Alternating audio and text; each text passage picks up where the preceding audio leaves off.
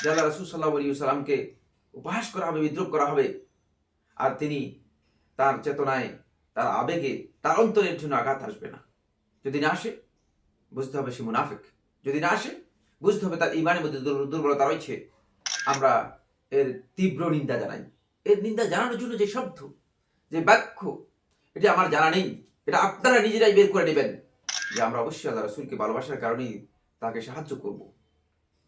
তার প্রতি তার হক বিনষ্ট করা হবে, তার প্রতি দুর্ব্যবহার করা হবে, তার ব্যঙ্গচিত্র, কার্টুন ছবি মানুষের সামনে তুলে ধরা হবে, উপহাস করা হবে, ঠাট্টা বিদ্রূপ করা হবে। ইমানদার ব্যক্তি নিশ্চুপ তাকিয়ে থাকবেন, কোনো বক্তব্য থাকবে না, কোনো অবস্থান থাকবে না। এটি একেবারে মিথ্যা কথা, এটি হতে পারে না। এক্ষেত্রে আমি মুসলিম শাসক এবং মুসলিম ক্ষমতাসীন ব্যক্তিদেরকে লক্ষ্য করে বলতে চাই, আপনারা সতর্ক হয়ে যান। মুনাফিকি উর্দিকে গায়েব থেকে ছিন্ন করে খুলে ফেলে আপনারা এগিয়ে আসুন ইসলামের জন্য, আল্লাহ রাসূলকে সাহায্য করার জন্য। স্পষ্ট বক্তব্য দিন, আল্লাহ রাসূল সাল্লাল্লাহু আলাইহি ওয়াসাল্লামের সম্মানকে সমুন্নত করার জন্য চেষ্টা করুন। সেক্ষেত্রে আপনাদের অবস্থান আরো স্পষ্ট হওয়া উচিত।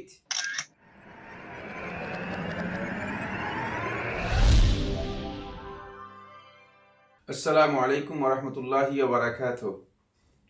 আলহামদুলিল্লাহি রাব্বিল আলামিন ওয়াসসালাতু ওয়াসসালামু আলান নাবিয়্যিল আমিন ওয়া আলা আলিহি ওয়া আসহাবিহি ওয়া মান তাবিআহুম বিইহসান ইলা ইয়াউমিদ্দিন ওয়া বা'দ। সুপ্রিয় দর্শক দিনী ভাই বোনেরা, আজকের এই আয়োজনে প্রথমে আপনাদেরকে স্বাগত জানাচ্ছি। অত্যন্ত গুরুত্বপূর্ণ একটি বিষয়ে দৃষ্টি আকর্ষণ করার জন্য আজকে আমরা উপস্থিত হচ্ছি। আর সেই বিষয়টি হচ্ছে, ইতিমধ্যে আপনারা স্যাটেলাইট মিডিয়া সহ সোশ্যাল মিডিয়ার মাধ্যমে এবং পত্রপত্রিকার মাধ্যমে জানতে পেরেছেন, ফ্রান্সে আল্লাহর হাবিব সাল্লাল্লাহু আলাইহি ওয়াসাল্লাম, আমাদের প্রিয় নবী বিশ্বনবী সাল্লাল্লাহু আলাইহি ওয়াসাল্লামকে অবমাননা করে ব্যঙ্গাত্মক কার্টুন ছবি প্রকাশ করা হয়েছে। এ নিয়ে ইতিমধ্যেই যে শিক্ষক এই ব্যঙ্গচিত্র তৈরি করেছেন, তাকে জনৈক মুসলিম তার আবেগতাড়িত হয়ে তাকে হত্যা করেছে, আবার তাকেও গুলি করে হত্যা করা হয়েছে। তারপর সেখানে এক ব্যাপক সহিংসতা অথবা সাম্প্রদায়িকতার দিকে উস্কানি দেওয়া হচ্ছে সরকারি পৃষ্ঠপোষকতায়। আমরা অত্যন্ত গুরুত্বপূর্ণ এই বিষয়ে আপনাদের দৃষ্টি আকর্ষণ করতে চাই। একজন মুসলিম হিসেবে, একজন রাসূল সাল্লাল্লাহু আলাইহি ওয়াসাল্লাম উম্মত হিসেবে আমরা জানি আমাদের আবেগ রয়েছে, আমাদের ভালোবাসা রয়েছে, আল্লাহ রাসূলের প্রতি আমাদের ঈমান রয়েছে, যেটা আমাদেরকে অবশ্যই এদিকে আমাদেরকে উৎসাহিত করবে, পরিচালিত করবে যে আমরা অবশ্যই আল্লাহ রাসূলকে ভালোবাসার কারণেই তাকে সাহায্য করব। তার প্রতি তার হক বিনষ্ট করা হবে, তার প্রতি দুর্ব্যবহার করা হবে, তার ব্যঙ্গচিত্র, কার্টুন ছবি মানুষের সামনে তুলে ধরা হবে, উপহাস করা হবে, ঠাট্টা বিদ্রূপ করা হবে। ইমানদার ব্যক্তি নিশ্চুপ তাকিয়ে থাকবেন, কোনো বক্তব্য থাকবে না, কোনো অবস্থান থাকবে না। এটি একেবারে মিথ্যা কথা, এটি হতে পারে না। কারণ আল্লাহ রাসূলের ভালোবাসার মধ্যেই মূলত আমাদের ঈমান। আল্লাহ রাব্বুল আলামিনের ভালোবাসা এর মধ্যেই নিহিত আছে। সুতরাং কোনোভাবেই একজন ঈমানদার ব্যক্তি একথা বিশ্বাস করতে পারে না যে আল্লাহ রাসূল সাল্লাল্লাহু আলাইহি ওয়াসাল্লামকে উপহাস করা হবে, বিদ্রূপ করা হবে, আর তিনি তার চেতনায়, তার আবেগে, তার অন্তরের জন্য আঘাত আসবে না। যদি না আসে, বুঝতে হবে সে মুনাফিক। যদি না আসে, বুঝতে হবে তার ঈমানের মধ্যে দুর্বলতা রয়েছে। তাই আমরা প্রথমেই আপনাদেরকে এই বিষয়টি নিয়ে কয়েকটি কথা বলতে চাই। বন্ধুগণ, রাসূল সাল্লাল্লাহু আলাইহি ওয়াসাল্লামকে সাহায্য করার জন্য আল্লাহ সুবহানাহু ওয়া তাআলা আমাদেরকে নির্দেশ দিয়েছেন। আল্লাহ রাসূলকে যদি আমরা সাহায্য না করি, এতে আল্লাহ রাব্বুল আলামিন তাকে সাহায্য করবেন। কিন্তু ক্ষতিগ্রস্ত হব আমরা। ইল্লা তানসুরুহু ফাকাদ নাসারাহুল্লাহ। যদি তোমরা রাসূলকে সাহায্য না করো, আল্লাহ রাব্বুল আলামিন অবশ্যই তাকে সাহায্য করবেন। আল্লাহর পক্ষ থেকে প্রতিশ্রুতি দেওয়া আছে। সুতরাং আল্লাহ রাসূলকে বুলন্দ করার জন্য, প্রতিষ্ঠিত করার জন্য, রাসূলুল্লাহ সাল্লাল্লাহু আলাইহি ওয়াসাল্লাম মর্যাদাকে সমুন্নত করার জন্য আল্লাহ রাব্বুল আলামিন ওয়াদা দিয়েছেন। ওয়া রাফা'না লাকা যিকরাক। আর আপনার উচ্চারণকে, আপনার আলোচনাকে, আপনার নামকে আমি সহ্য করেছি, সমুন্নত করেছি। আল্লাহ রাব্বুল আলামিন কোরআনে কারীমের মধ্যে বিষয়টি স্পষ্ট করে দিয়েছেন। এরপর আল্লাহ সুবহানাহু ওয়া তাআলা স্পষ্ট করে রাসূল সাল্লাল্লাহু আলাইহি ওয়াসাল্লামকে বলে দিয়েছেন যে কিয়ামত পর্যন্ত কোরআনে কারীমের মধ্যে তিলাওয়াত করা হবে ইন্না কাফাইনাকাল মুস্তাহজিইন। বিদ্রূপকারী, ঠাট্টাকারী, উপহাসকারী যারা রয়েছে তাদের জন্য আমরাই যথেষ্ট আপনার। সুতরাং আল্লাহ রাব্বুল আলামিন অবশ্যই তাদের জন্য আল্লাহর পক্ষ থেকে যে ফয়সালা রয়েছে, যে সিদ্ধান্ত রয়েছে, সে সিদ্ধান্ত তাদের সামনে অবশ্যই আসবে। তারা তার মুখোমুখি হবেই। তারা রাস্তাঘাটে শিগাল কুকুরের মতো নিগৃহীত, লাঞ্ছিত, অপমানিত হবেই হবে। যেহেতু আল্লাহ রাসূল সাল্লাল্লাহু আলাইহি ওয়াসাল্লামের শত্রু যারা, তাদের ব্যাপারে আল্লাহ সুবহানাহু ওয়া তাআলা সূরাতুল কাউসারের মধ্যে বলেছেন ইন্না শানিয়াকা হুয়াল আবতার। যারা আপনাকে অপছন্দ করবে, আপনার সাথে যারা শত্রুতা করবে, যারা আপনার বিরুদ্ধে অবস্থান নেবে, অবশ্যই তারা নির্বংশ হয়ে যাবে, নির্মূল হয়ে যাবে। তাদেরকে নির্মূল করে দেবেন আল্লাহ সুবহানাহু ওয়া তাআলা প্রতিশ্রুতি দিয়েছেন। সুতরাং এই কাজটি আমাদের কাছে একেবারে স্পষ্ট। 2015 সালে আমরা জানি শার্লি এবদো ম্যাগাজিনে আল্লাহ রাসূল সাল্লাল্লাহু আলাইহি ওয়াসাল্লামের ব্যঙ্গচিত্র প্রকাশ করা হয়েছিল। আমার বন্ধুগণ, সেখানে অনেক বড় দুর্ঘটনা হয়েছে। সে ব্যঙ্গচিত্রকে কেন্দ্র করে হত্যাযজ্ঞ হয়েছে, চরম সহিংসতা হয়েছে। তারপরেও সেখান থেকে ফ্রান্সের সোকল্ড প্রগতিশীল মানুষগুলো, যারা নিজেদেরকে দাবি করে থাকে শিক্ষিত, জ্ঞানী, বিবেকবান, তারা এই শিক্ষা গ্রহণ করেনি। সেখানে তারা সাম্প্রদায়িক উস্কানি দিয়েছে, সাম্প্রদায়িক উস্কানির দিকে লোকদেরকে ঠেলে দিয়েছে। তারপর আমরা ইতিমধ্যে জানতে পেরেছি যে সেটি হলো এই স্কুলের একজন টিচার, তিনি রাসূল সাল্লাল্লাহু আলাইহি ওয়াসাল্লামের ব্যঙ্গচিত্র, তার নাম হচ্ছে স্যামুয়েল ব্যাটি।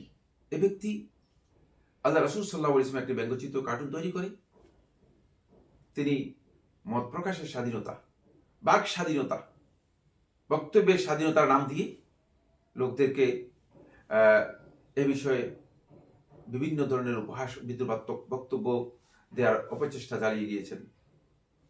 অনুরোধ করা হয়েছে, বিরত থাকার জন্য বলা হয়েছে, কর্তৃপক্ষকে জানানো হয়েছে, কিন্তু না, ভাবলেশ নেই, পরিবর্তন নেই, ইচ্ছা নেই। মনে হচ্ছে যেন এটি তার দায়িত্বের মধ্যে পড়ে। মত প্রকাশের সাথে কি সম্পর্ক? বাক স্বাধীনতার সাথে কি সম্পর্ক? মত প্রকাশের স্বাধীনতা এখানে কোথায়? আপনি এটাকে কিভাবে ব্যাখ্যা করবেন? ফলে হতে পারে মুসলিমদের মধ্যে কোনো একজন ব্যক্তি তার আবেগকে সংবরণ করতে পারেন, হতে পারে। কারণ এই বিশ্বে লক্ষ লক্ষ কোটি কোটি মুসলিম রয়েছে যারা নিজেদের জীবনের চেয়ে মুহাম্মদ রাসূলুল্লাহ সাল্লাল্লাহু আলাইহি ওয়াসাল্লামকে অনেক অনেক বেশি ভালোবাসেন।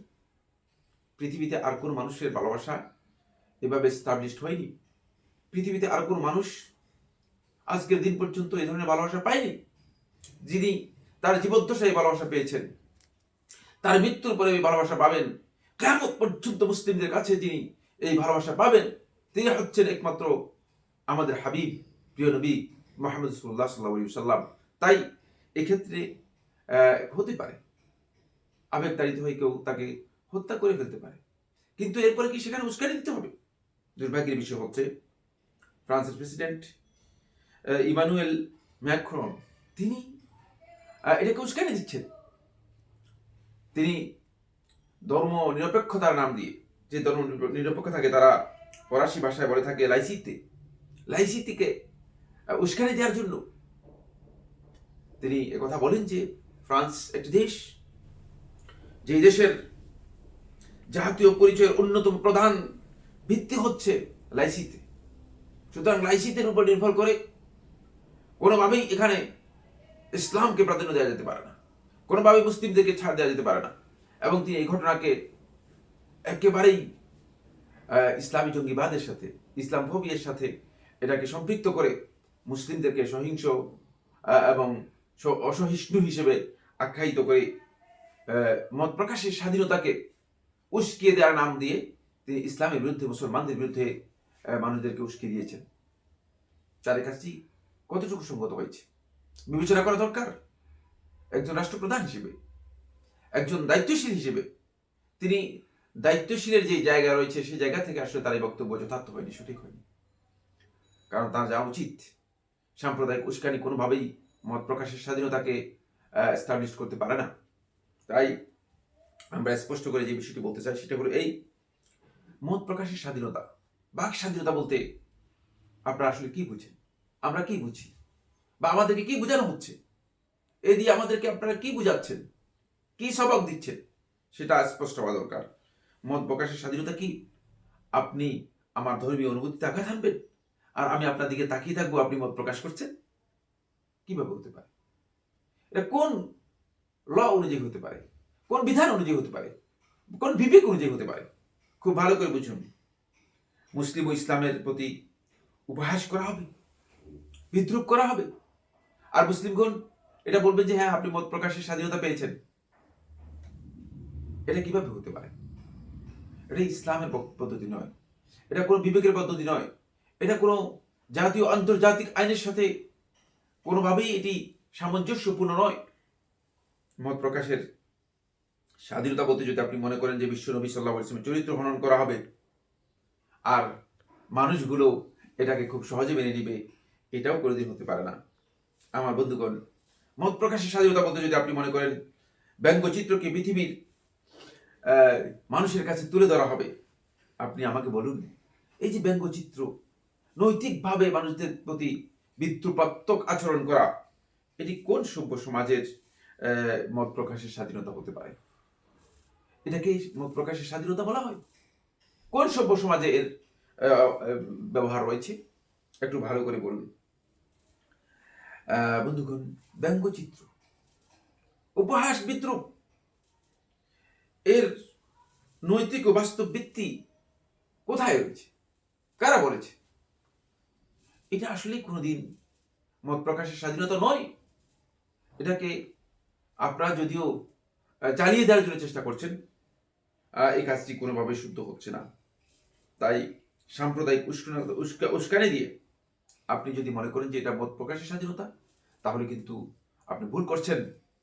স্পষ্ট করে খেয়াল রাখতে হবে, আগুন নিয়ে খেলা করতে গিয়ে যদি আগুন আপনার গায়ে লেগে যায়, আগুন থেকে নিজেকে আপনি রক্ষা করতে পারবেন না, আপনি জলে পুড়ে ছাই হয়ে যাবেন। আপনি জানেন সারা বিশ্বে এমন মুসলিমও রয়েছে যে জীবনে কোনোদিন ইসলামের বিধান পালন করেনি, কিন্তু সে আল্লাহ রাসূল সাল্লাল্লাহু আলাইহি ওয়াসাল্লামের প্রতি অপমান করা হোক, আল্লাহ রাসূল সাল্লাল্লাহু আলাইহি ওয়াসাল্লামের চরিত্র নিয়ে কটূক্তি করা হোক, আল্লাহ রাসূল সাল্লাল্লাহু আলাইহি ওয়াসাল্লামের ব্যঙ্গচিত্র, কার্টুন চিত্র প্রকাশ করা হোক, এটাকে কোনোভাবে বরদাস্ত করবে না। এটাই স্বাভাবিক কথা, এটাই তার দাবি, এটাই ইসলাম মুসলিম হিসেবে তার কাছে, তার আবেগের কাছে, তার নৈতিকতার কাছে, তার আদর্শের কাছে এটাই দাবি করে থাকে। সুতরাং আপনারা এটাকে ধর্মীয় উগ্রবাদ এর তকমা অথবা বাদ দিয়ে মুসলমানদেরকে এভাবে কথা বলতে পারবেন না। এটা ধর্মীয় উগ্রবাদ নয়, এটি সাম্প্রদায়িক উস্কানি দিচ্ছেন। সাম্প্রদায়িক ভাবে মুসলিমদেরকে উস্কানি দিয়ে আপনি মুসলিমদের প্রতি অন্যায় করছেন, অত্যাচার করেছেন, জুলুম করেছেন। তা আমি আশা করব আমার বন্ধুগণ, আমরা এর তীব্র নিন্দা জানাই। এর নিন্দা জানানোর জন্য যে শব্দ, যে বাক্য, এটি আমার জানা নেই, এটা আপনারা নিজেরাই বের করে নেবেন। কিন্তু আমি স্পষ্ট করে একটি কথা বলতে চাই, সেটি হচ্ছে এই, একজন মুসলিম হিসেবে, একজন নবীর উম্মত হিসেবে, আল্লাহ রাসূল সাল্লাল্লাহু আলাইহি ইসলামকে সাহায্য করার জন্য, রাসূলুল্লাহ সাল্লাল্লাহু আলাইহি ওয়াসাল্লামের সম্মানকে বুলন্দ করার জন্য অবশ্যই আমাদেরকে অবস্থান নিতে হবে। সে অবস্থান আমাদের প্রতিবাদের মাধ্যমে, সে অবস্থান ফ্রান্সের যত পণ্য রয়েছে সেগুলো বয়কট করার মাধ্যমে, বরং ফ্রান্সের সাথে সকল প্রকার সম্পর্ক ছেদ করার মাধ্যমে। এক্ষেত্রে আমি মুসলিম শাসক এবং মুসলিম ক্ষমতাসীন ব্যক্তিদেরকে লক্ষ্য করে বলতে চাই, আপনারা সতর্ক হয়ে যান। মুনাফিকের উর্দিকে গায়েব থেকে ছিন্ন করে খুলে ফেলে আপনারা এগিয়ে আসুন ইসলামের জন্য, আল্লাহ রাসূলকে সাহায্য করার জন্য। স্পষ্ট বক্তব্য দিন, আল্লাহ রাসূল সাল্লাল্লাহু আলাইহি ওয়াসাল্লামের সম্মানকে সমুন্নত করার জন্য চেষ্টা করুন। সেক্ষেত্রে আপনাদের অবস্থান আরো স্পষ্ট হওয়া উচিত।